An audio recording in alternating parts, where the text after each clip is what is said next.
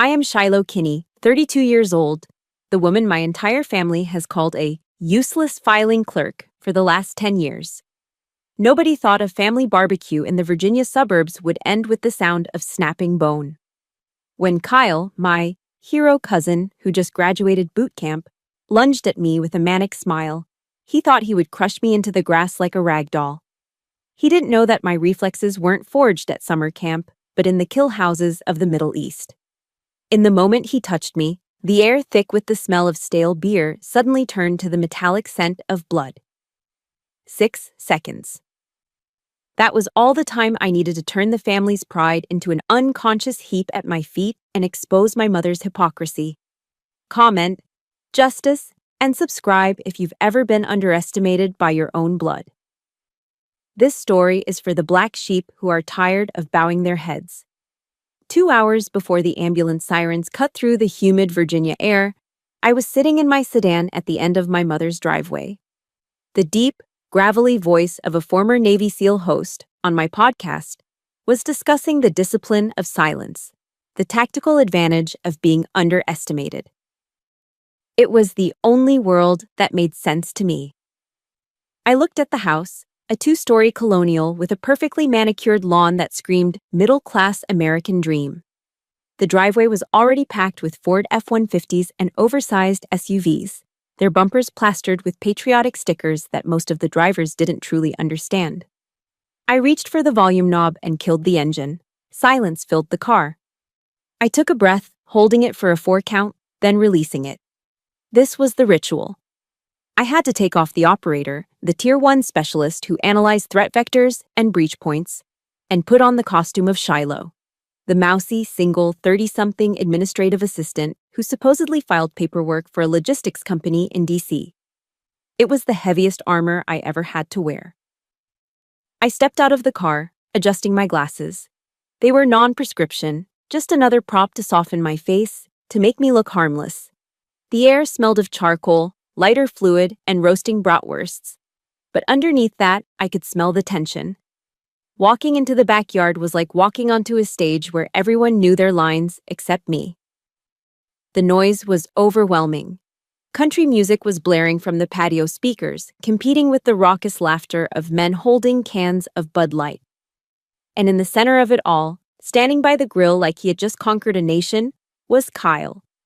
He was 22, with a high and tight haircut so fresh his scalp looked raw.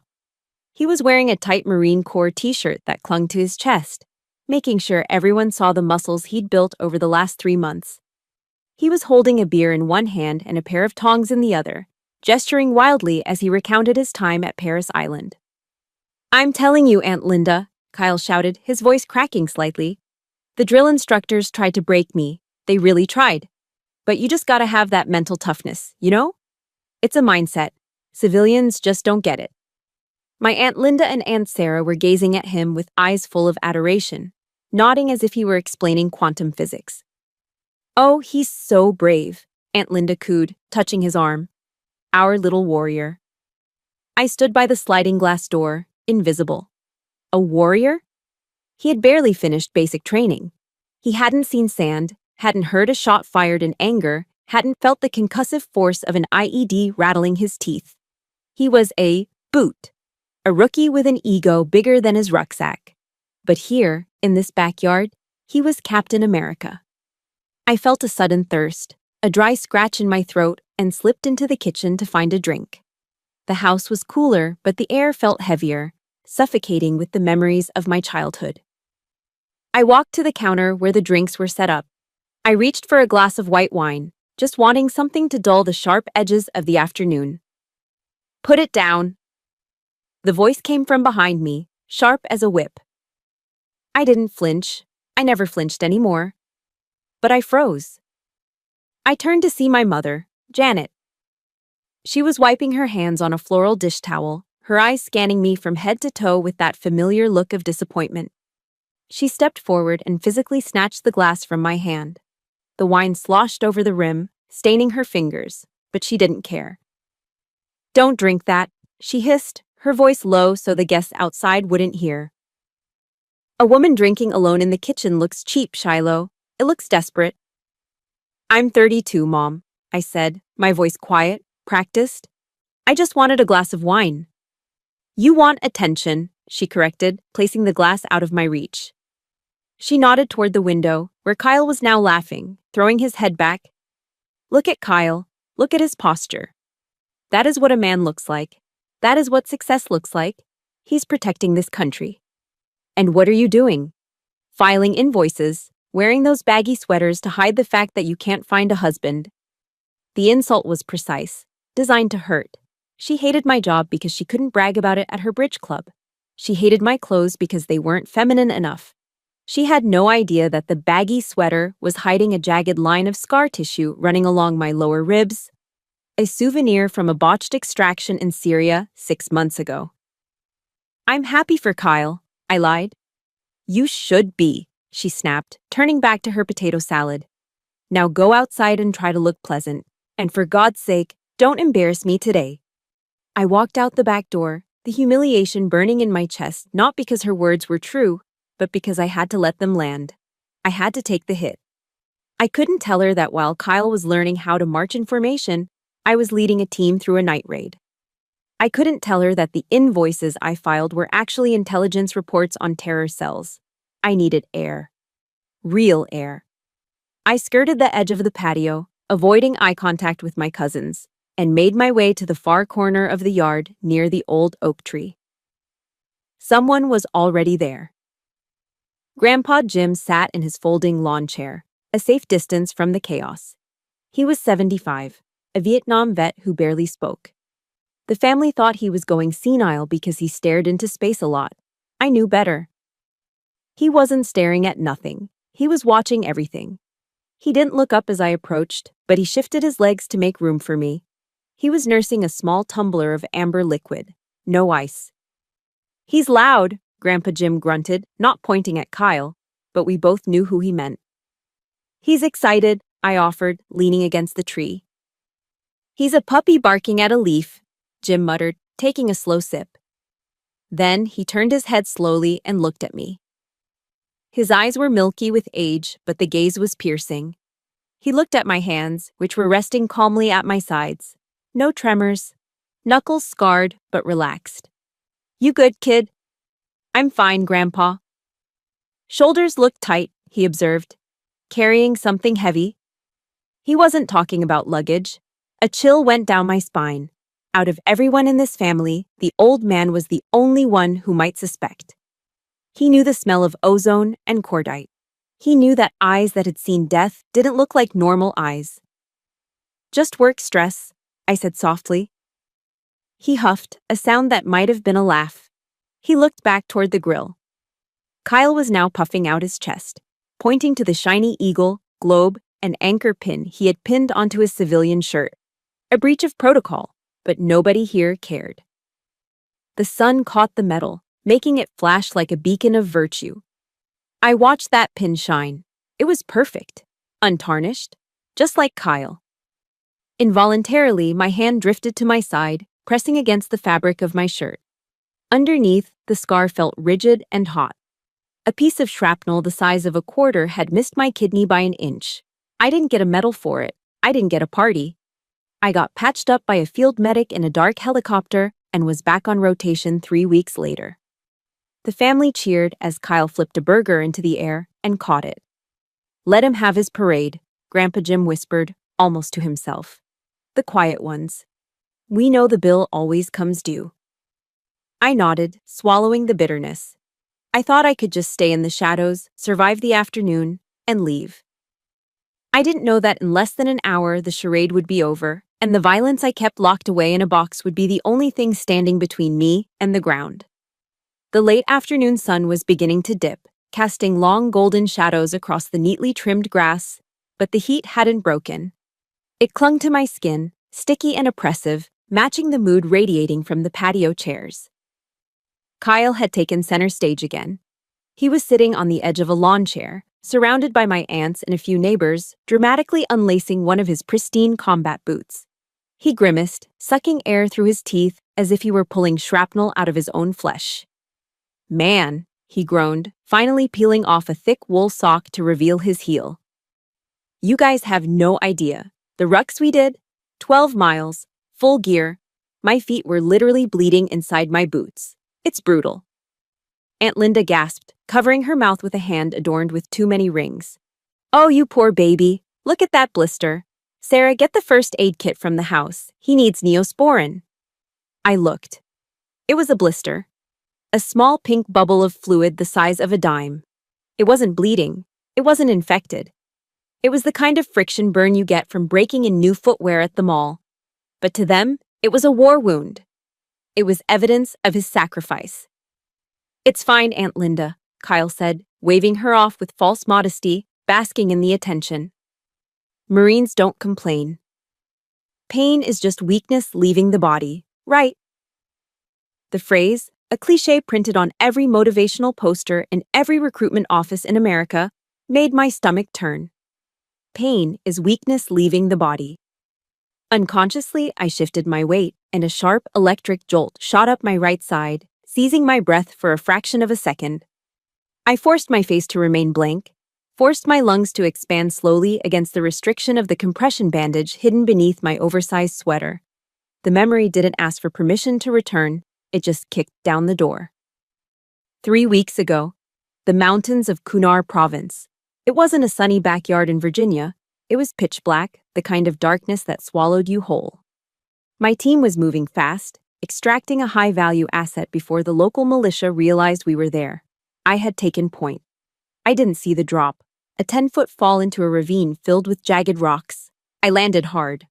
The sound was distinct, a dry snap like a dead branch breaking under a boot. 2 ribs, fractured on impact.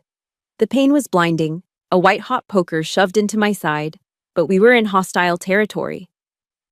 Silence was our only armor. I didn't scream, I didn't groan. I bit through my lip until I tasted iron, pushed myself up, and signaled, "I'm good," to my team leader. We had 5 miles to hike to the extraction point. Every step was agony.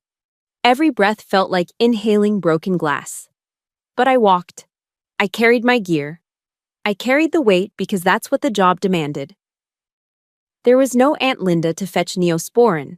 There was only the mission and the men beside me. Shiloh, Aunt Sarah's voice snapped me back to the present. The mountains vanished, replaced by the smell of charcoal and cut grass. She was looking at me, holding a plate of deviled eggs, a pitying smile plastered on her face. "You're so lucky you don't have to deal with things like that," she said, gesturing vaguely at Kyle's foot. "Kyle is so brave to put his body on the line. I mean, your job. What is it again? Data entry. At least you get to sit in air conditioning all day. No blisters for you, right?" "Right," I said. The word tasted like ash. "Just typing." "Must be nice," Kyle chimed in, smirking as he rubbed his heel. "The civilian life, safe, easy, no drill sergeants screaming in your face." My mother, who had been listening from the doorway, let out a short, derisive laugh. "Easy is what Shiloh does best. She's always chosen the path of least resistance." That was the second strike. The first had been the wine glass. This one was aimed at my soul. And just like that, another memory surfaced, older and deeper than the broken ribs. 10 years ago, the day I left for selection. The day I packed my life into a duffel bag. Terrified and exhilarated, ready to serve something bigger than myself. My father had already passed, and I stood in the hallway, waiting for my mother to say goodbye. To say she was proud. To say, be safe. She hadn't even looked up from her magazine. "You're going?" she had asked, flipping a page. "Yes, Mom. The recruiter is outside." She finally looked at me, her eyes cold and hard. "You're not doing this for patriotism, Shiloh. Don't lie to yourself. You're running away. You're doing this because you can't get a man to stay. You're going to the army to hide from the fact that you're a failure as a woman. You're just broken. Broken." The word echoed in my head now, 10 years later, as I stood in this backyard surrounded by people who shared my blood but didn't know my name. They saw a spinster. They saw a disappointment. They saw a coward who chose a desk job because she couldn't handle the real world. My hand trembled slightly. I clenched it into a fist, hiding it in the pocket of my cardigan. The anger was rising, hot and dangerous. I wanted to rip off this sweater. I wanted to lift my shirt and show them the purple and yellow bruising that wrapped around my torso like a corset of violence. I wanted to show them the scar on my shoulder from a bullet graze in Yemen. I wanted to scream, I have bled more for this country in a week than Kyle will in his entire life. But I didn't. Because that wasn't the job. The job was silence. The job was letting them sleep soundly at night, blissfully ignorant of the monsters I fought in the dark. If they knew what I did, if they knew what I was capable of, they wouldn't look at me with pity. They would look at me with fear. And I didn't want my mother to fear me. I just wanted her to love me. I took a deep breath, fighting the sharp stab in my ribs. I needed an anchor, something to hold on to before I lost control. I closed my eyes for a brief second and whispered the words that had gotten me through the coldest nights and the hottest firefights. The words of King David, a warrior poet who knew something about being underestimated by his family. Blessed be the Lord my strength, which teacheth my hands to war and my fingers to fight. Psalm 144, 1. It wasn't a prayer for peace, it was a prayer for capability. It was a reminder that my scars weren't signs of failure, they were proof of my training. God had forged me in fire, even if my family only saw the ashes. You okay, Shiloh? Kyle asked, his voice dripping with mock concern. You look a little pale. Maybe the heat is too much for you office types. I opened my eyes. The world came back into focus. I looked at him, really looked at him. I saw the insecurity behind the bravado. I saw a boy playing soldier because he needed validation. I'm fine, Kyle, I said, my voice steady, betraying nothing. Just a little headache. You should put some ice on that blister. Infection can set in fast. He laughed, dismissing me. Yeah, thanks for the tip, Dr. Shiloh. I turned away, walking back toward the edge of the yard where Grandpa Jim was still watching. I gently pressed my hand against my injured side, feeling the broken bones shift slightly under my touch. A secret pain, a silent honor. If you've ever had to smile while carrying a heavy burden that no one else can see, hit that like button. And tell me in the comments, what is one sacrifice you've made that your family never understood? Type, I am strong, if you know your worth doesn't come from their approval. They don't need to know, I whispered to the wind, repeating the mantra that kept me sane. As long as they're safe, that's enough. But as I looked at Kyle, who was now chugging his third beer and getting louder by the minute, a darker thought crept in. They were safe from the world, yes. But were they safe from themselves?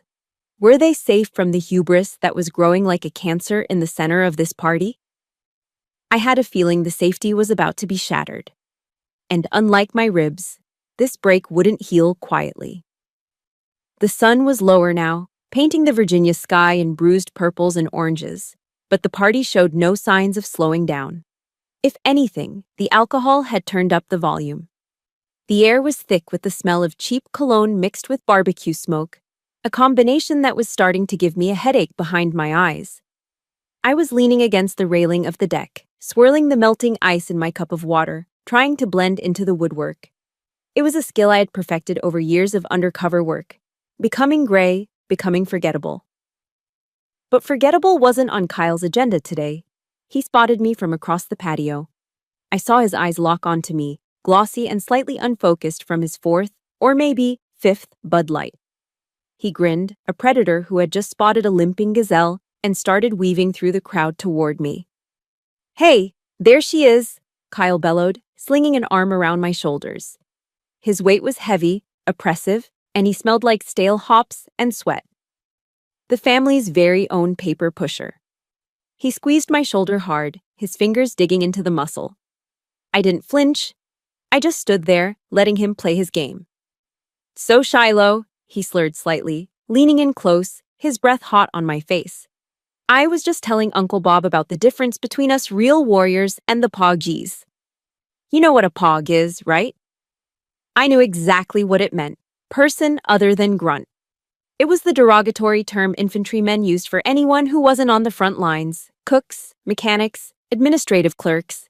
In his eyes, that's all I was, a Pog. A fobbit who never left the safety of the forward operating base. I've heard the term, I said evenly, taking a sip of my water. Yeah, well, you're the definition of it.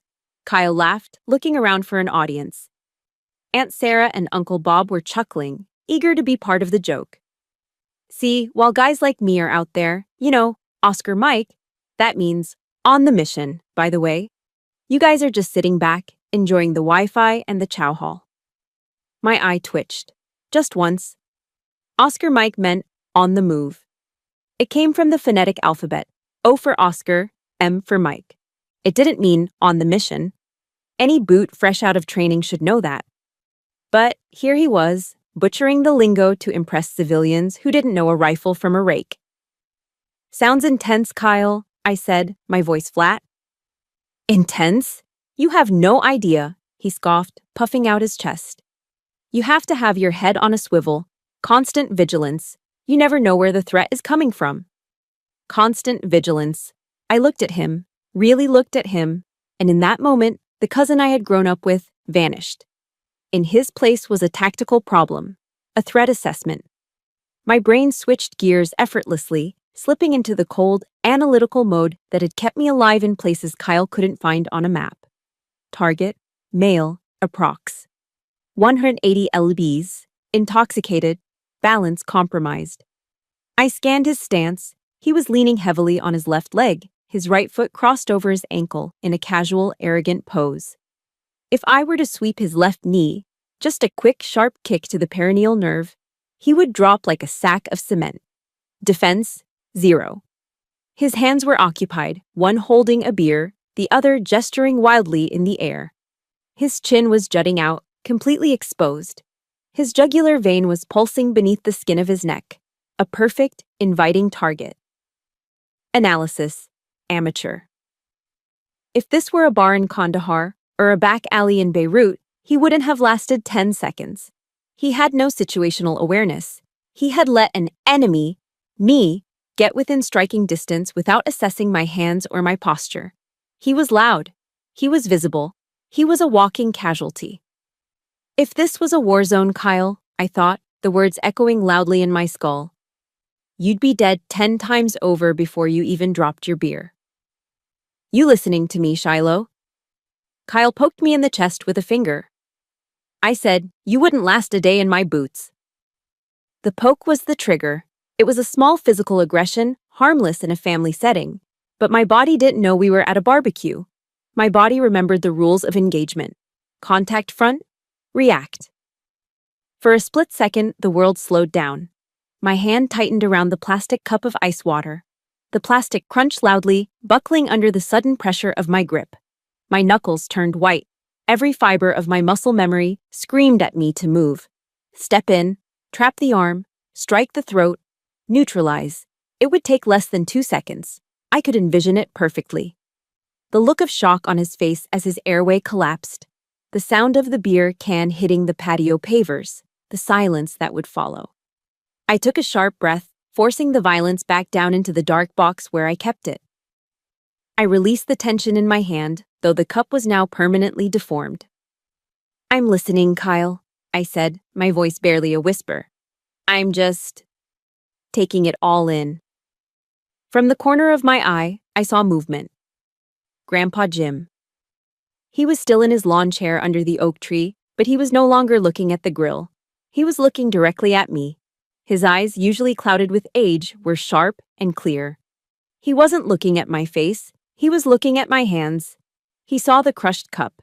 He saw the shift in my stance, the way I had subtly bladed my body away from Kyle, protecting my center line, ready to strike. He knew. He gave me a nearly imperceptible nod. A soldier's nod. Stand down, Marine. Not here, not yet. The connection broke as Kyle let out a loud belch, slapping his stomach. Anyway, he announced, bored with tormenting me since I wasn't fighting back. I need a refill. This civilian beer goes down like water. You want anything, Pog?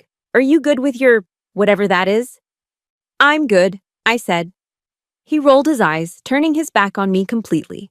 Another tactical error. And sauntered off toward the cooler, shouting for Uncle Bob to toss him a cold one. I let out a long, shaky exhale. The adrenaline was still humming in my veins, a low-voltage buzz that made my fingertips tingle. I looked down at the mangled cup in my hand. Ice water dripped onto my shoes, cold and sobering. I had been tested, and I had held the line. But as I watched Kyle high-five another relative, laughing at some joke I couldn't hear, I realized something terrifying. The restraint was fraying. The mask was slipping.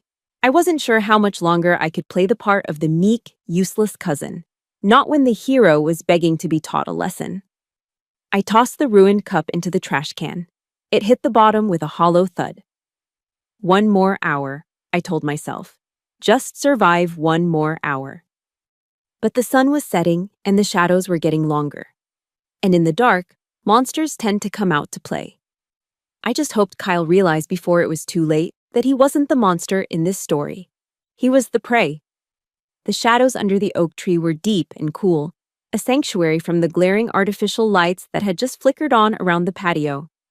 Kyle had wandered back over, drawn not by interest but by the need to have an audience for his beer-fueled bravado. He stood swaying slightly, holding a fresh can of Bud Light, looking down at Grandpa Jim. "So, Grandpa," Kyle slurred, his voice too loud for the quiet corner of the yard. "You were in Nam, right? That must have been wild." "Lot of action? Like Full Metal Jacket style?" He grinned, expecting a war story full of explosions and heroism, something that would validate his own fantasies of combat. Grandpa Jim didn't look up immediately. He took a slow drag from a cigarette he wasn't supposed to be smoking, doctor's orders, and exhaled a thin stream of blue smoke into the humid air. When he finally spoke, his voice sounded like tires crunching on gravel. "It wasn't a movie, son," Jim said softly. "It was wet. It rained for 3 weeks straight in '68. Your boots rotted on your feet. You didn't see the enemy. You just heard the jungle moving. And you smelled it. The rot. The damp earth."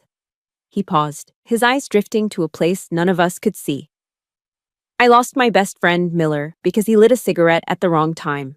Just a flash. Then, gone." The silence that followed was heavy, weighted with the ghosts of men who never came home. I felt a tightness in my chest, a familiar ache of shared understanding. I knew that smell. I knew that sudden, violent loss. Kyle blinked, clearly bored. The adrenaline-pumping story he wanted hadn't materialized.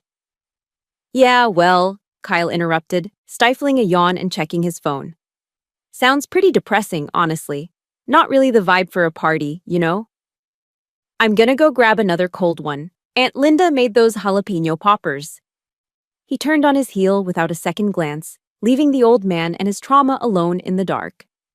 I watched him go, feeling a surge of disgust so potent it tasted like bile. He treated a veteran's pain like bad entertainment. I didn't move.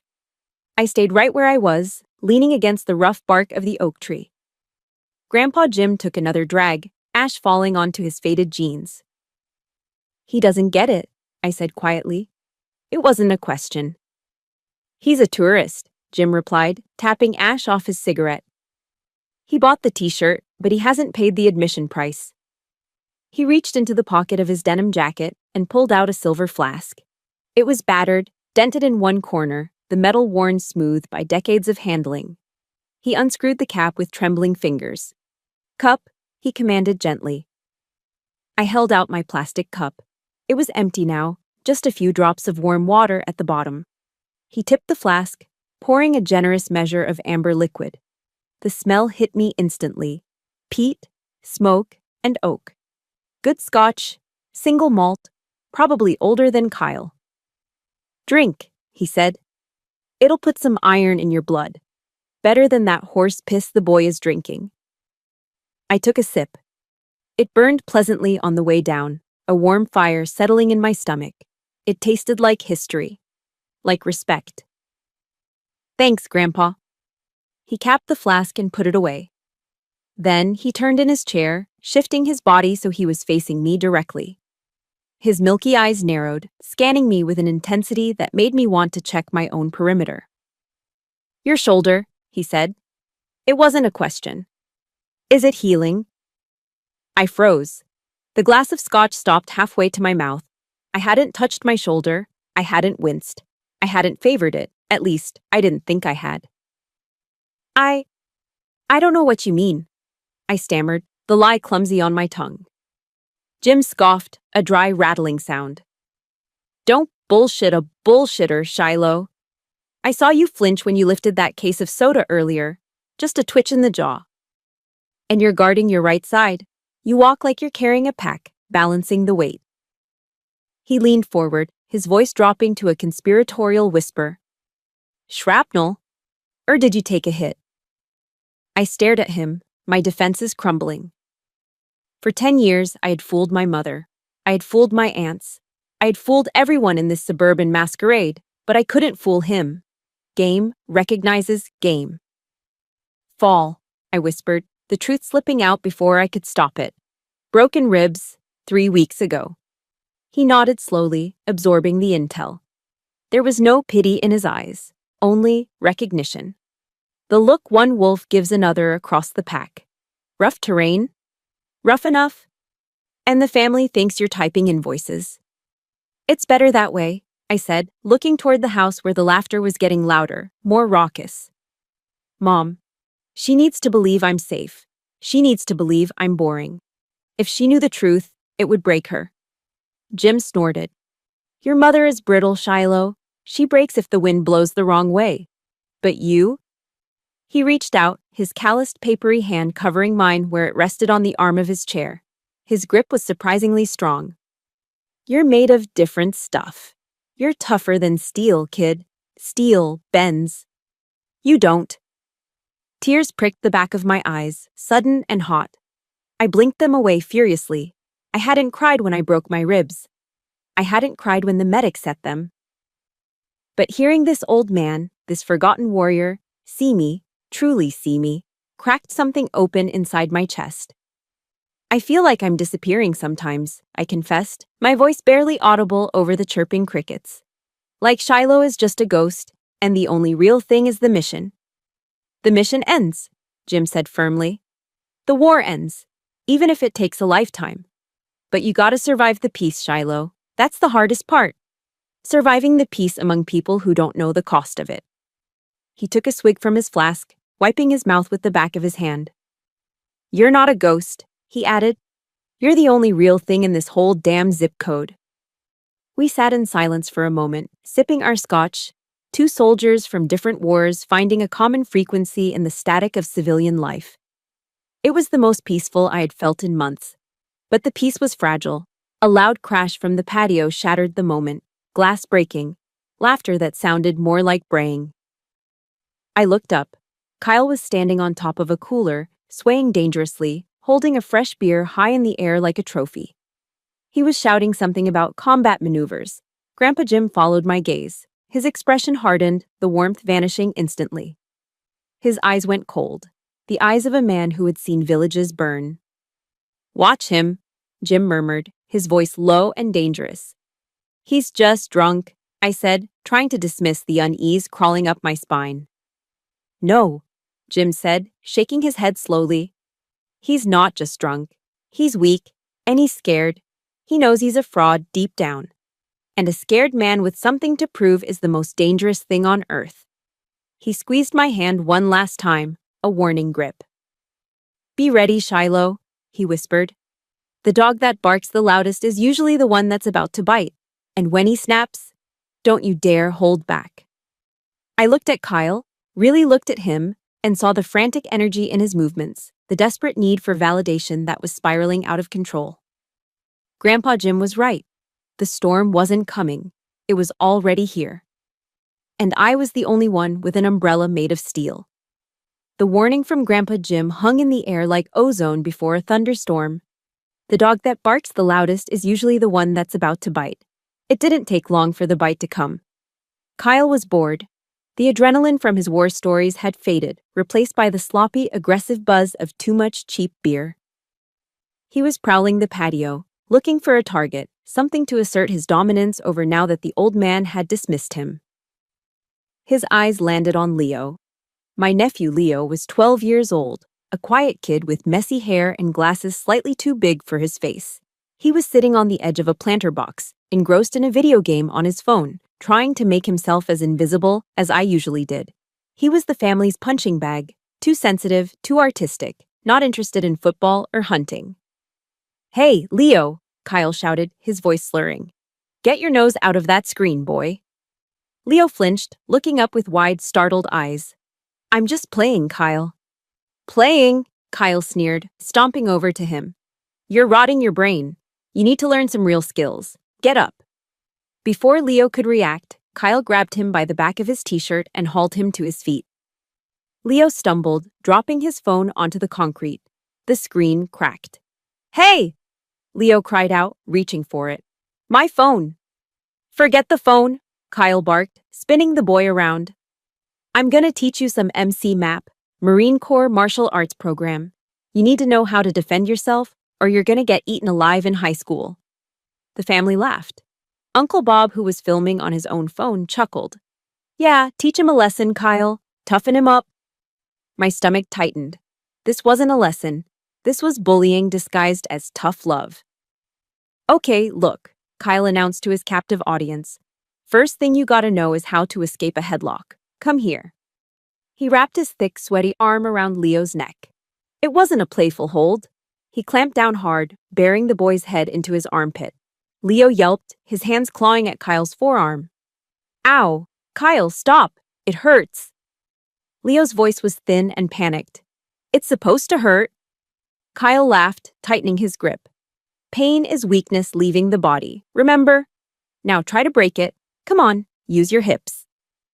Leo was flailing now. His face was turning red. His feet scrabbled against the patio stones. He wasn't learning anything. He was being choked by a drunk 22-year-old who didn't know his own strength or didn't care. "Kyle, let him go," I said from the shadows, my voice low. But the noise of the party drowned me out. "Look at him," Aunt Linda giggled, sipping her wine. "He's like a little fish on a hook." "Mom!" Leo screamed, tears streaming down his face. "Mom, help me!" I looked at my sister-in-law, Leo's mother. She was standing next to my mom, holding a plate of brownies. She looked uncomfortable, but she didn't move. She looked at my mother for cues, and my mother, Janet, the matriarch, just smiled that tight, superior smile. "Oh, stop crying, Leo," she said, her voice cutting through the boy's sobs. "Don't be such a baby. Kyle is just playing. You need to learn to be a man. Let your cousin teach you something useful for once. Learn to be a man." The words hit me like a physical blow. The cruelty of it, the absolute willful blindness. They were watching a child be terrified, be hurt, and they were calling it education. They were calling it masculinity. Leo's struggles were getting weaker. His eyes were wide with terror, darting around the circle of smiling adult faces, looking for a savior and finding only an audience. And in that look, the backyard vanished. Suddenly, I wasn't in Virginia anymore. I was in a dusty village in Idlib. The smell of charcoal became the smell of burning tires. The sound of country music became the ringing in my ears after an explosion. And Leo's face, it became the face of a boy I had pulled from the rubble 3 years ago. A boy who had looked at me with that same desperate, pleading terror. "Help me." My vision tunneled. The edges of the world went gray. The only thing in color, the only thing that mattered, was the threat and the victim. The mask of Shiloh. The secretary dissolved. The armor of the meek daughter shattered. I didn't think. I didn't decide. The training took over. I set my plastic cup down on the small table beside Grandpa Jim. The movement was precise, deliberate. Grandpa Jim didn't try to stop me. He just sat back, his eyes hard, and whispered one word. "Go." I stepped out from under the oak tree. My movements were fluid, devoid of the clumsy hesitation I usually faked. I crossed the grass in 3 long strides, closing the distance to the patio. The air around me seemed to drop 10 degrees. "Kyle!" I didn't yell. I didn't scream. I used the voice I reserved for the field, the command voice. It was a tone that bypassed the conscious brain and struck directly at the primal instinct to obey. It was deep, resonant, and utterly devoid of fear. The laughter died instantly. Uncle Bob lowered his phone. Aunt Linda froze with her wine glass halfway to her mouth. Kyle stopped squeezing, but he didn't let go. He turned his head, his eyes glassy and confused, trying to locate the source of the sound that had just cut through his drunken haze. He saw me standing there, 10 feet away. My hands were empty, hanging loose at my sides. My posture was relaxed, but it was the relaxation of a coiled snake. "What did you say?" Kyle sneered, trying to regain his bravado, but his voice wavered. I repeated, each word landing like a hammer strike. "Let the boy go." "Or what?" Kyle laughed, though it sounded forced. He tightened his grip on Leo again, making the boy whimper. "You gonna file a complaint against me, Shiloh? Gonna write me up?" My mother stepped forward, her face flushed with anger. "Shiloh, get back inside. Don't you dare ruin this party with your drama. Kyle is just having fun." "This isn't fun," I said, my eyes never leaving Kyle's face. I didn't even look at her. "He's hurting him, and he's going to stop. Now." "Who are you to tell me what to do?" Kyle spat, his ego flaring up, overriding any sense of self-preservation. He shoved Leo away from him. The boy crumbled to the ground, coughing and clutching his throat. "You're nothing. You're a nobody." Kyle turned fully toward me, his chest heaving, his fists clenching. He took a step forward, entering my personal space. He loomed over me, using his height, using his bulk, trying to intimidate the little cousin. "You want to play soldier, Shiloh?" He growled, spit flying from his lips. "Come on then, make me stop." He raised his hands in a sloppy fighting stance. I looked at his hands. I looked at his feet. I looked at the exposed line of his jaw. Grandpa Jim was right. The dog had snapped. And for the first time in 10 years, I wasn't going to walk away. "Your choice, Kyle," I whispered, so only he could hear. "But you're not going to like how this ends." The silence in the yard was absolute. Even the crickets seemed to be holding their breath. Everyone was waiting. Waiting for the secretary to retreat. Waiting for the mother to yell.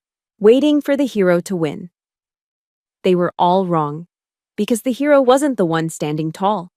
The hero was the one about to bring him to his knees. Kyle didn't hesitate. He didn't think. He reacted with the brute force of a wounded ego. "You bitch!" he screamed, his face contorted into a mask of pure, drunken rage. He lowered his shoulder and charged. It was a classic high school football tackle, clumsy, telegraphed, and completely reliant on mass. He intended to drive me into the dirt, to use his 200 pounds to crush the little secretary who dared to question him. To him, I was just a speed bump. But to me, he was moving in slow motion. My world narrowed down to geometry and physics. The noise of the party, my mother's gasp, Leo's whimper, the country music, faded into a dull hum. My heart rate didn't spike. It steadied. This was the place where I lived. This was the flow. Threat vector incoming. Center mass, velocity, moderate. I didn't step back. Retreating would give him momentum. I didn't step forward. Engaging head-on would be a contest of strength, and he was bigger. So, I disappeared. Just as Kyle was about to make contact, just as he thought he had me, I pivoted. My left foot slid back into the side in a smooth arc, my body turning 90 degrees like a closing door.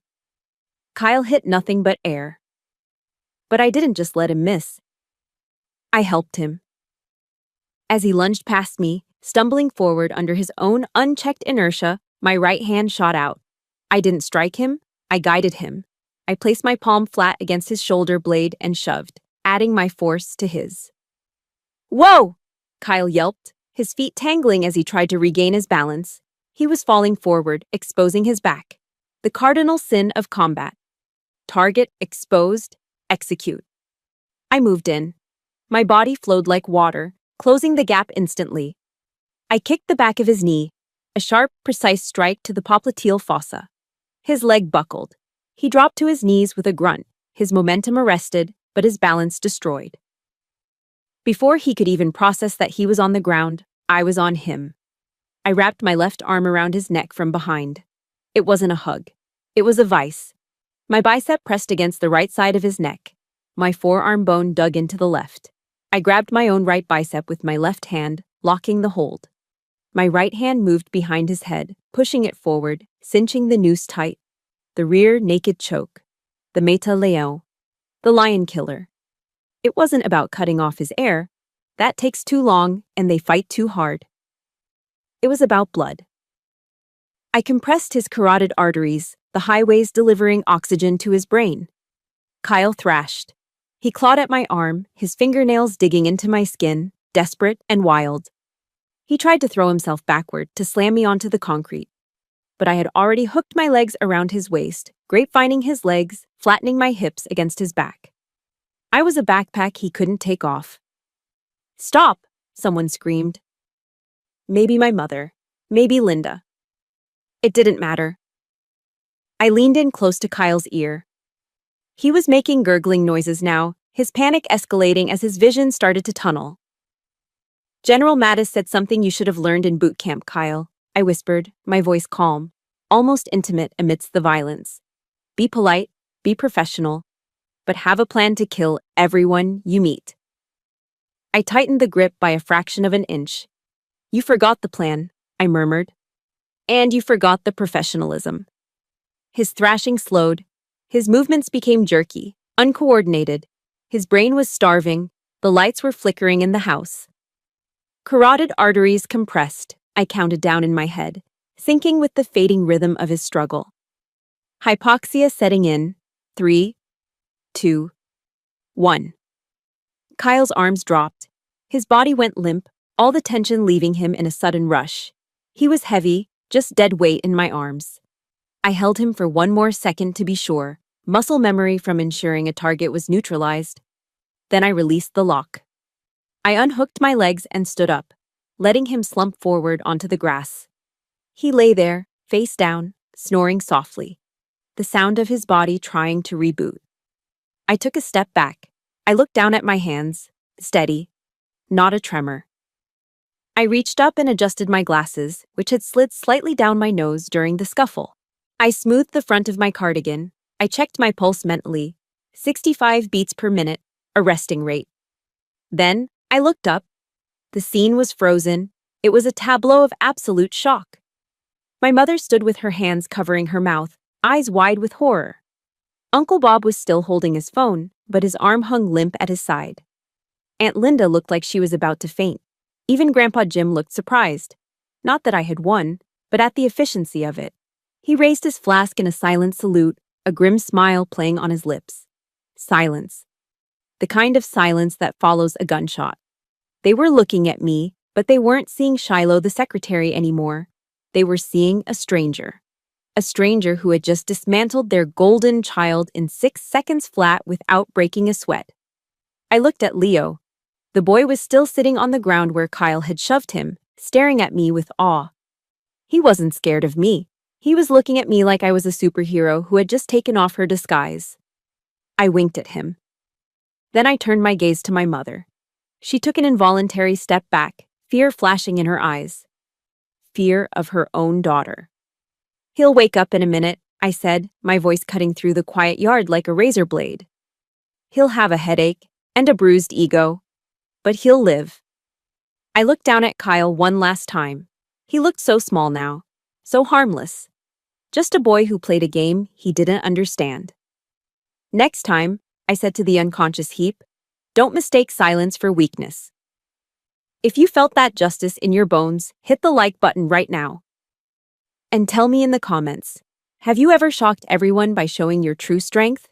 Type underestimated if you know exactly how satisfying this moment feels. The spell broke. Aunt Linda let out a piercing shriek that shattered the stillness. "He's dead. She killed him. Oh my God, she killed him." The chaos I had held back finally flooded in. But I stood in the center of the storm, calm and untouched. I had crossed the line. I had revealed the monster. And for the first time in my life, I didn't care who saw it. Aunt Linda's scream was still ringing in the humid air, piercing and hysterical, drawing neighbors to their windows 2 houses down. "Call the police!" she shrieked, dropping to her knees beside Kyle's prone form. She hovered over him, her hands fluttering uselessly around his face, checking for injuries that weren't there. "Bob!"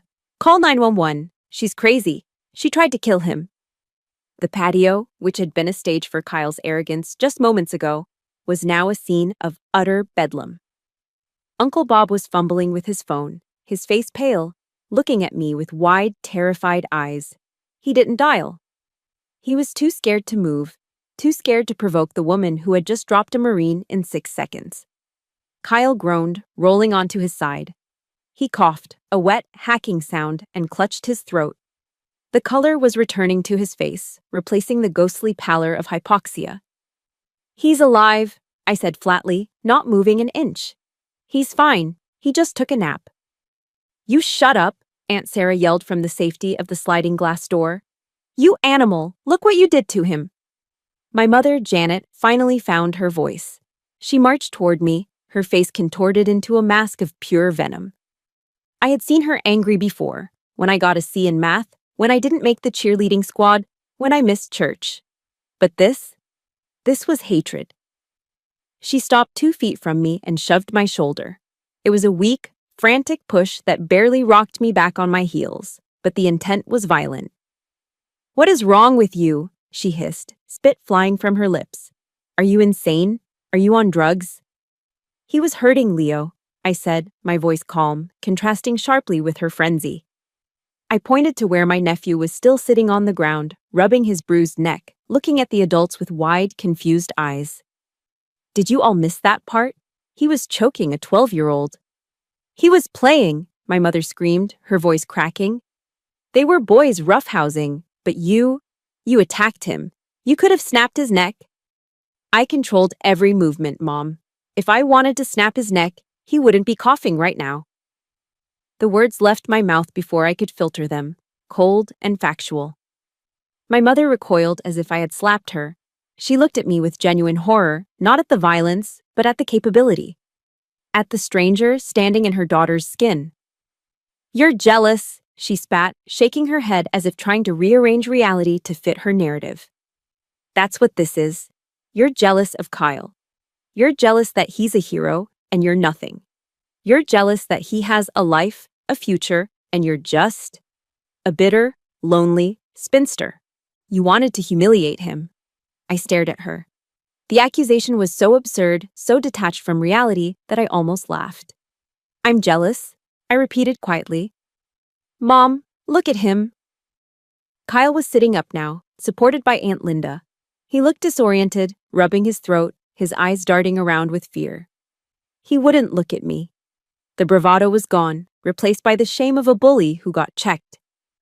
He's a drunk kid who doesn't know the first thing about combat, I continued. And you're all clapping for him like he's Captain America while he abuses a child. Don't you dare talk about him like that, Aunt Linda yelled, cradling Kyle's head. He serves this country. He protects people like you. He doesn't protect anyone, a gravelly voice cut through the noise. Grandpa Jim stood up from his chair. He moved slowly, leaning on his cane, but his presence filled the yard. He walked over to where the family was huddled around Kyle, casting a long shadow over them. The girl is right, Jim said, his voice low but thundering with authority. The boy was out of line. He was hurting the kid. Shiloh stopped it. You should be thanking her. Dad, stay out of this, my mother snapped, turning on her own father. You're senile. You don't know what you're seeing. She assaulted him. I know a soldier when I see one, Jim growled, thumping his cane on the patio stones. And I know a coward when I see one. Kyle is the coward. And you lot. He swept his gaze over the family, his eyes filled with disappointment. You're a bunch of blind fools. That's enough, Uncle Bob shouted, finally finding his courage now that the target was an old man. Jim, sit down. Janet is right. Shiloh is dangerous. Look at her. She's standing there like a psychopath. No remorse, no tears. I looked around the circle of faces. My mother, my aunts, my uncle. They were all looking at me with the same expression, fear and loathing. They didn't care about Leo. I glanced at the boy. He had crawled away to the edge of the grass, forgotten by his own parents in their rush to comfort the aggressor. They didn't care about right or wrong. They cared about the narrative. In their story, Kyle was the golden child, the hero, the future. I was the scapegoat, the failure, the background noise. By taking Kyle down, I hadn't just hurt him physically, I had shattered their carefully constructed fantasy. I had proven that their hero was weak and their failure was powerful. And that was unforgivable. "You need help, Shiloh," my mother said, her voice dropping to a cold, dismissive tone. "You need professional help. I don't know where you learned those things, but it's not normal. It's sick." "It's training, Mom," I said, feeling the last tether of attachment snap inside my chest. "It's what keeps you safe at night. But you don't want to know that. You prefer the fairy tale." "Get out," she whispered. I raised an eyebrow. "Excuse me?" "Get out of my house," she said louder, pointing a trembling finger at the gate. "Leave. Before Bob calls the sheriff. I don't want you here. You're not the daughter I raised." I looked at her. I looked at the woman whose approval I'd chased for 32 years. The woman whose criticism had driven me to push myself harder, to become elite, to become lethal, just to prove I was worth something. And I realized with a clarity that was both heartbreaking and liberating that I would never be enough for her. Not because I lacked value, but because she lacked the capacity to see it. "You're right, Mom," I said softly. "I'm not the daughter you raised. That girl died a long time ago in a desert you couldn't find on a map." I turned to Grandpa Jim. He gave me a sad, knowing nod. "Go," his eyes said. "Save yourself." Then I looked at Leo. "You okay, bud?" He nodded, sniffling, clutching his phone. "Thank you, Aunt Shiloh." "Keep your head up," I told him. "Don't let them break you." I didn't look at Kyle. He wasn't worth the eye contact. I turned my back on them. I turned my back on the accusations, the gaslighting, the toxic loyalty to a lie. I walked toward the sliding glass door to get my purse, my steps steady and rhythmic. Behind me, the babble of voices started up again, comforting Kyle, vilifying me, rewriting history in real time. But their voices sounded distant now, like static on a radio channel I was tuning out. I was done. The mission here was scrubbed. It was time to extract. The interior of the house was cool and quiet, a jarring contrast to the heat and hysteria of the backyard. It felt like a museum of a family I didn't belong to. I walked through the hallway, my footsteps muffled by the thick carpet. On the walls, framed photos smiled back at me. Kyle in his football uniform, my sister at her wedding, my mother receiving a garden club award. There were no pictures of me. Not really. Just a blurry group shot from a Christmas 5 years ago where I was standing in the back, half obscured by a Christmas tree. I reached the foyer table where I had left my purse. I checked my essentials automatically. Keys, wallet, sunglasses, check, check, check. I was ready to leave. I was ready to never come back. But as I reached for the brass doorknob, a hand slammed against the wood, holding the door shut. I didn't flinch. I turned slowly to find my mother standing there. She was breathing hard, her chest heaving, her face flushed with a mixture of rage and desperation.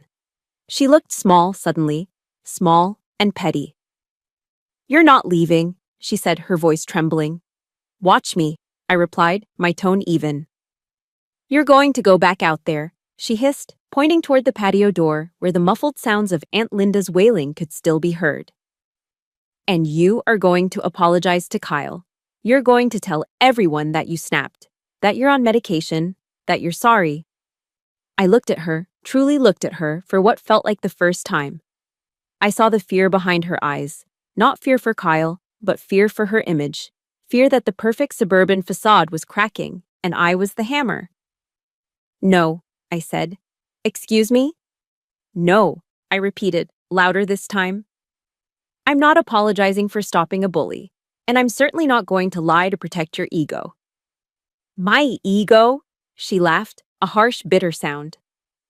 "I am trying to save your reputation, Shiloh.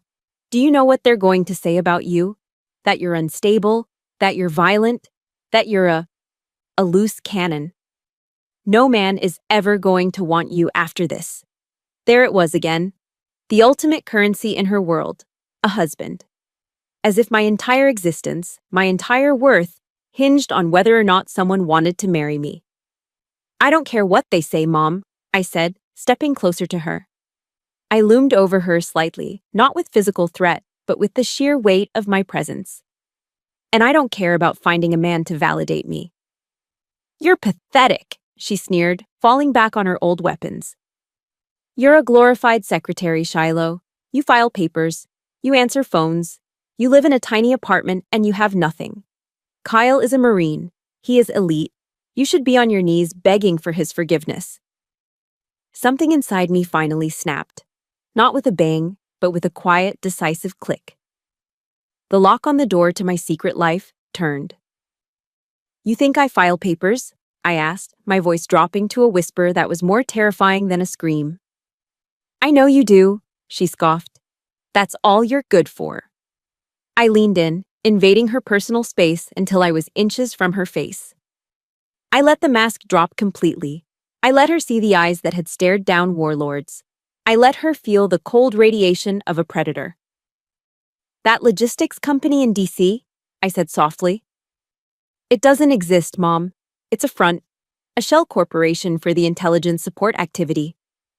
Her eyes widened. She opened her mouth to speak, but no words came out. I don't type invoices, I continued, relentless. I hunt people, bad people, people who make Kyle's drill instructors look like kindergarten teachers. I speak 3 dialects of Arabic. I have a clearance level you don't even know exists. And those scars you think are ugly? I got them dragging a teammate out of a burning building in Aleppo while you were asleep in your comfortable bed. She took a step back, hitting the wall. She looked terrified.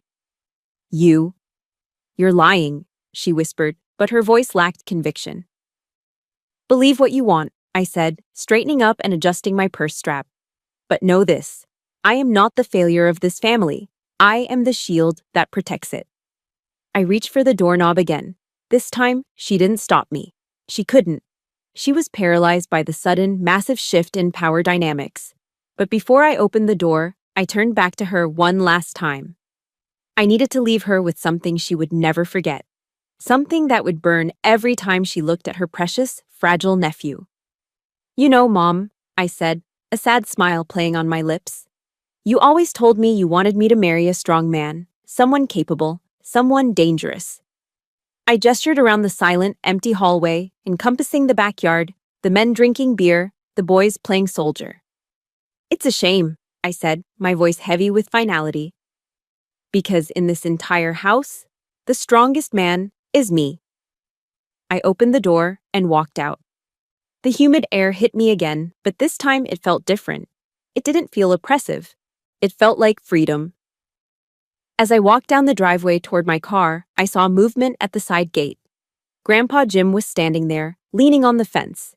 He wasn't smiling, but he raised 2 fingers to his brow in a casual salute. Give him hell, kid, he mouthed. And behind him, peeking through the slats of the fence, was Leo. He gave me a small, shy wave.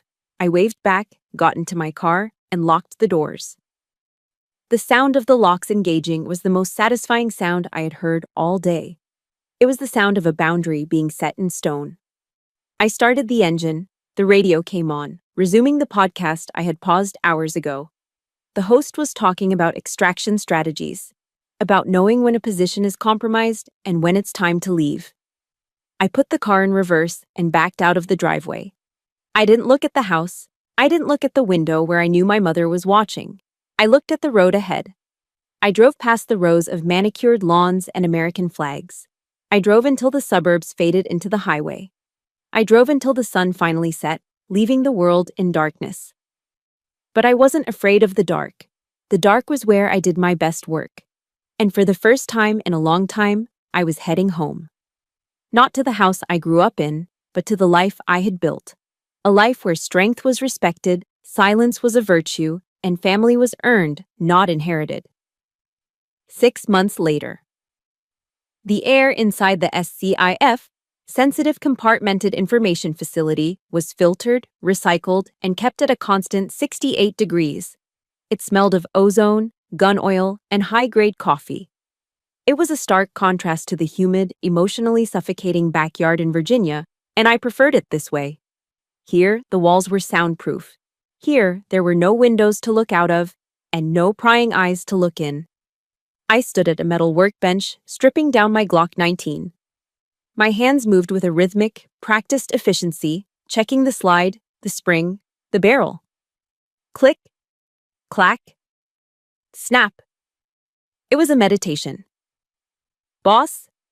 I didn't look up immediately. I finished reassembling the weapon, racked the slide once to ensure it was seated, and holstered it on my hip. Status, Miller?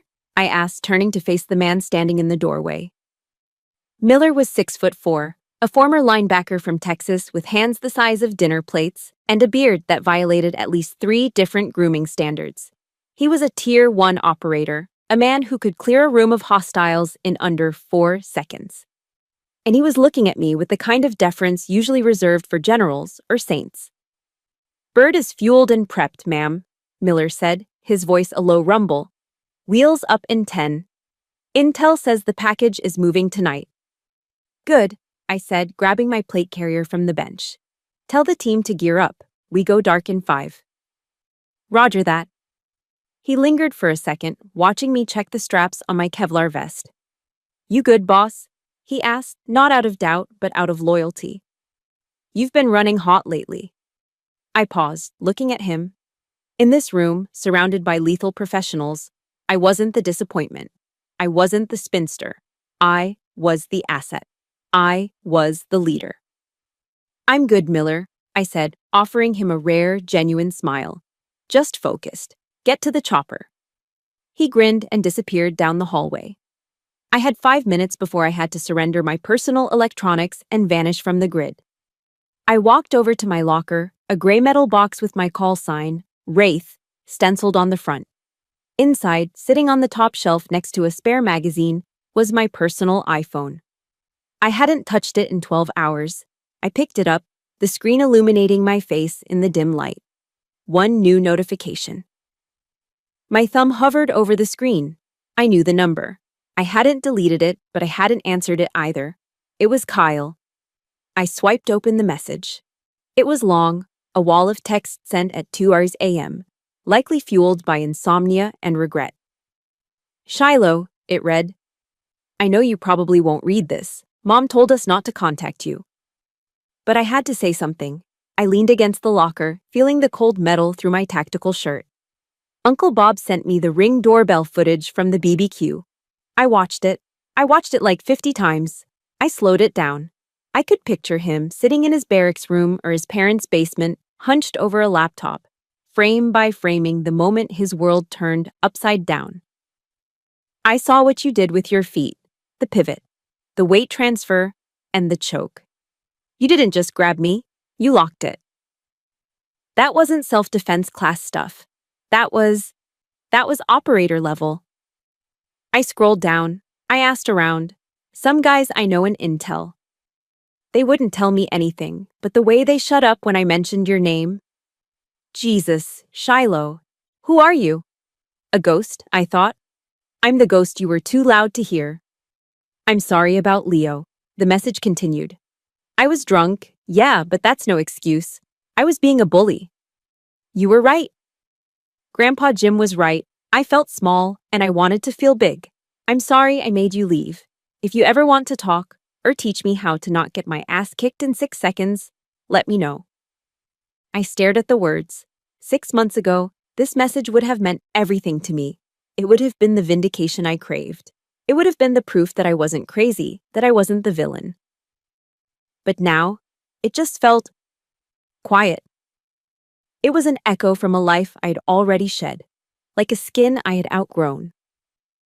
I didn't feel angry at Kyle anymore. I didn't feel triumphant. I just felt a distant, detached pity. He was finally seeing me, yes, but he was seeing the cool part, the violence, the skill. He still didn't know me. He didn't know the nights I spent awake, the weight of the decisions I made, the cost of the silence I kept. And he never would. Because he hadn't earned that clearance. My thumb moved to the top of the screen. I didn't type a reply. I didn't type, I forgive you. I didn't type, go to hell. I tapped edit. Then, select message. Then, the trash can icon. Delete conversation? This action cannot be undone. I pressed delete. The message vanished. The screen went blank. It was that simple. No drama, no tears, just a digital cleaning of house. I didn't need his apology to validate my worth. I didn't need my mother's approval to define my strength. I had found my validation in the field, in the trust of men like Miller, in the quiet knowledge that when the world caught fire, I was the one holding the hose. I tossed the phone onto the shelf and slammed the locker shut. The sound echoed in the empty room like a gavel striking a block. Case closed. I put on my helmet, adjusting the night vision goggles until they clicked into place. I checked my radio frequency. I pulled on my gloves. The woman who craved acceptance at a barbecue in Virginia was gone. In her place stood Wraith. I walked out of the SIF and into the hallway, the heavy steel door sealing behind me with a pneumatic hiss. The corridor was long and lit by red emergency lights. At the end of it, the tarmac waited. The mission waited. I wasn't lonely. Solitude is a state of isolation. Aloneness is a state of being. I was alone, yes, but I was whole. As I walked toward the roar of the waiting helicopter, I didn't look back. There was nothing behind me worth saving. Everything I needed was right here, strapped to my chest and standing by my side. It was Oscar Mike, and I had work to do. The tarmac was alive with the scent of jet fuel and the deafening roar of rotors cutting through the night air. It was a chaotic symphony of power, but to me, it sounded like a lullaby. I walked toward the waiting MH-60 Blackhawk, the wind whipping my hair around my face. I didn't fight it. I let the rotor scour me clean, stripping away the last lingering doubts of the girl who used to apologize for existing. Miller was already inside, sitting near the door gunner position. He extended a gloved hand to pull me up. "Welcome aboard, boss," he shouted over the noise, his grip firm and reassuring. I hauled myself into the cabin and took my seat. Around me, the rest of the team was strapping in. There was Sanchez, checking the feed on his drone tablet. There was Davis, double-checking his medical kit. And there was Miller, giving a thumbs up to the pilot. I looked at their faces. They were tired. They were scarred. They were cynical and crude and dangerous. They didn't care about my relationship status. They didn't care about my fashion choices. They didn't care if I was ladylike. They only cared about one thing. Could I do the job? Could I bring them home? And the answer, written in the trust in their eyes, was yes. For 32 years, I had been told that family was about blood, that it was about shared DNA, shared last names, and shared Thanksgiving dinners where you swallowed insults along with the turkey. I had been told that you forgive family no matter what because they're all you have. I looked at Miller, who had once taken a bullet in the vest meant for me in Somalia. I looked at Sanchez, who had spent 3 days digging through rubble with me after an earthquake in Haiti, refusing to sleep until we found survivors. I realized the lie I had been fed. Blood is just biology. It's an accident of birth. It makes you related. It doesn't make you family. Family is the people who know the worst parts of you and stay anyway. Family is the people who would bleed for you, not the ones who make you bleed. Family is loyalty. It is earned day by day in the trenches of life. The pilot's voice crackled in my headset. "Wraith, we are green across the board. Ready for lift?" I pressed the transmit button on my chest rig. "Copy that. Let's fly." The helicopter lurched upward, defying gravity. The ground fell away. The base, with its fences and lights, shrank into a grid of geometry.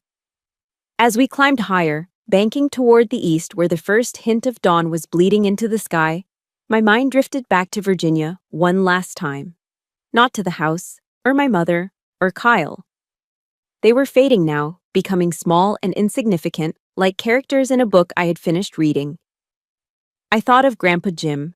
I pictured him sitting on his porch, nursing a cup of coffee and maybe sneaking a cigarette. He was the only thread I hadn't cut. He was the bridge between my two worlds. He understood that sometimes you have to leave the people you love to save the person you are. I reached into my pocket and touched the small silver St. Christopher medal he had pressed into my hand the day I graduated from selection. "Safe travels," he had said. "Protect the flock. I was protecting the flock. My flock. The sun broke the horizon, a brilliant line of gold that set the clouds on fire. It bathed the cabin in warm amber light. It reflected off the visors of my team, turning them into faceless angels of war. I took a deep breath, filling my lungs with the thin, cold air. The pain in my ribs was a distant memory. The ache in my heart was gone. For the first time in my life, I wasn't waiting for permission to be happy. I wasn't waiting for approval to be strong. I looked out at the endless horizon, at the world waiting below. It was dangerous, it was messy, it was beautiful. And I was ready for it. A smile touched my lips. Not the polite, practiced smile of Shiloh the secretary, but the fierce, wild smile of Wraith. I am Shiloh Kinney. I am a warrior. I am a leader. And as the Black Hawk cut through the morning sky, carrying me toward the mission and the men who would die for me, I knew one thing with absolute certainty. I wasn't running away. I was finally home. We all carry scars that our families can't see. If my story resonated with you today, it's because you know the truth. Silence isn't weakness, it's discipline. And you don't owe your loyalty to anyone who treats you like you're invisible. Real family is earned. If you are ready to stop apologizing and start living on your own terms, please hit that like button and subscribe to the channel. We are building a squad of survivors here, and I want you in it.